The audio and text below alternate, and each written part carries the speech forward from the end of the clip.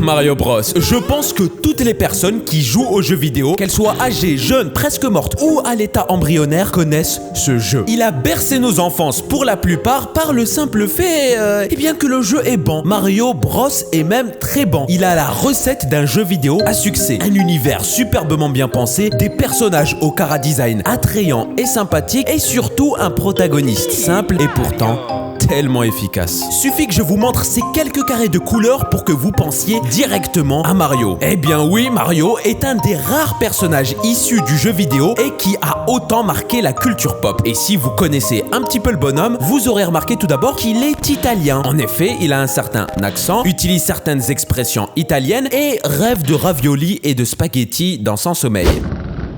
Spaghetti. Ravioli. Mamma mia.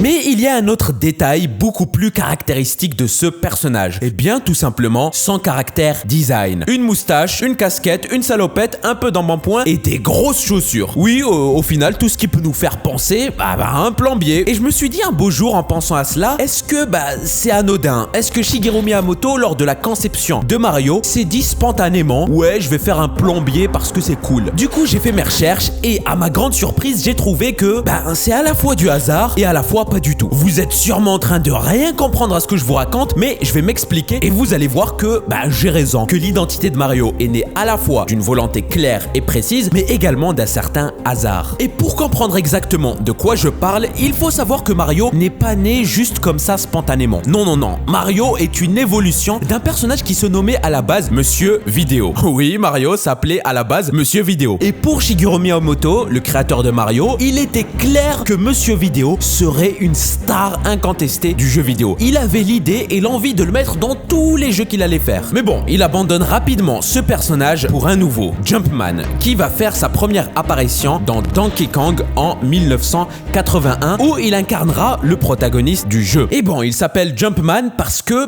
c'est un homme qui saute. Ouais, pour le coup, pas très original, hein. Mais bon, il faut savoir que le jeu Donkey Kong sera un succès. Et comme chaque succès rapporte de l'argent, eh bien, il faut en faire plus. Du coup, à peine un an plus tard sort Donkey Kong Junior, qui n'est rien d'autre que la suite de Donkey Kong et où cette fois-ci Jumpman n'est pas le protagoniste du jeu, mais bel et bien le méchant. Et au passage, il ne s'appelle plus Jumpman, mais Mario. C'est donc dans ce jeu, dans Donkey Kong Junior en 1982, que naît officiellement Mario. Et comme on est dans les années 80, vous le savez, les technologies, c'est pas encore trop ça. Ça avance doucement, mais sûrement. Et du coup, il faut savoir qu'il y a beaucoup de contraintes techniques. C'est normal, on n'a pas des machines super puissantes. Et par exemple, on ne peut pas générer des images de très haute qualité en temps réel. D'où cette fameuse architecture 16 bits qui a donné naissance notamment au pixel art et tout le tralala. Et du coup, comme les images ne sont pas en très haute qualité, il faut que chaque détail communique une information de manière assez claire. Par exemple, faire des cheveux, c'est assez compliqué et confus. Donc on met le plus souvent à nos personnages des casquettes. Pareil pour la bouche, c'est très dur à représenter en pixel art et ça donnerait rapidement quelque chose de grossier. Donc on ne met pas de bouche et on met à la place une moustache par exemple. Et comme on ne peut pas générer énormément de couleurs et de nuances de couleurs dû au fait des limitations techniques, il faut trouver quelques petites idées pour bien séparer avec des coloris différents les bras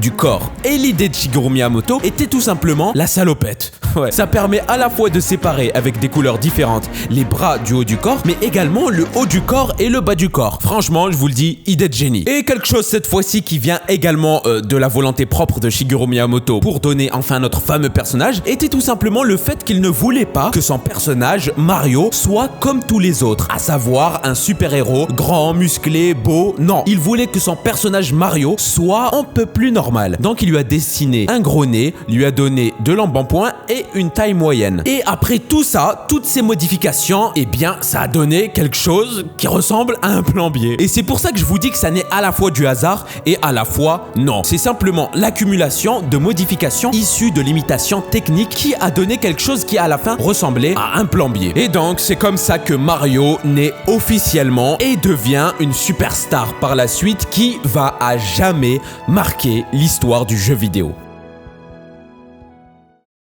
Bon, j'espère que la vidéo vous aura plu, que ça aura bien répondu à la question posée dans le titre et que vous avez passé un bon moment. Comme vous l'avez vu, j'ai tenté un nouveau concept avec un petit format assez court. J'espère que vous avez passé un bon moment. C'est pas vraiment une vidéo sérieuse, mais voilà, c'est juste une petite vidéo pour vous apprendre des petites choses. Moi, je trouve ça super cool. Donc, si vous pouvez vous abonner à ma chaîne YouTube, bah ça serait super cool. Moi, ça m'aiderait beaucoup. Je le dis à chaque vidéo. C'est bon, je commence à en avoir marre. Non, mais plus sérieusement, si vous avez aimé la vidéo, n'hésitez pas à vous abonner et à la liker. C'est quelque chose qui aide toujours les créateurs de contenu. Donc, je remercie. Je prends le temps de remercier tous ceux qui le feront. Et ben voilà. Passez une bonne journée.